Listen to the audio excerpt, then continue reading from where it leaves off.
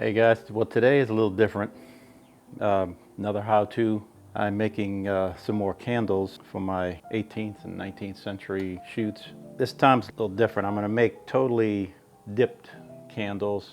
I have probably 90% beeswax, but I don't have enough beeswax, so I'm going to have to substitute with a little bit of paraffin. It'll still be that nice yellowish look. So what I have here is I have my wicks that I've cut to length, and there are many videos on YouTube on how to make dip candles, so this isn't going to be too much different than those. The difference is I'm using a pretty thick wick for the diameter of the candles, and the reason for that is, from what I've seen, the candles had a larger flame than what we have today. Also, because I'm using this as props for my videos, I need something a little more theatrical, if you want to call it that, or Hollywood. So I need a larger flame. So right now I'm just waiting for all the wax to melt. 153 degrees, which is about right for paraffin and beeswax. In a lot of videos, they show different techniques of how to start the dipping process. Some have you tying on a weight or a nut or something onto the end of the string to keep it straight. Some others I've seen where they just dip it in down to what you think.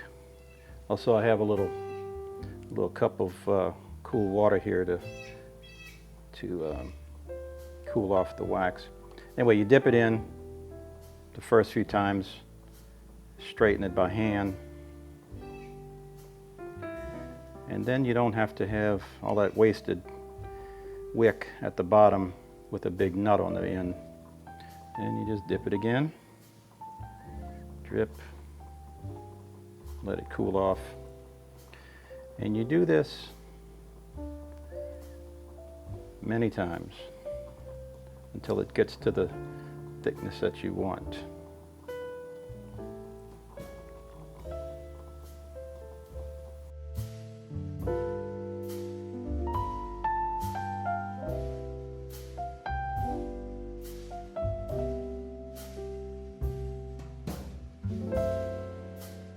As you see me dip, you start to have to make this bottom edge a little bit smaller.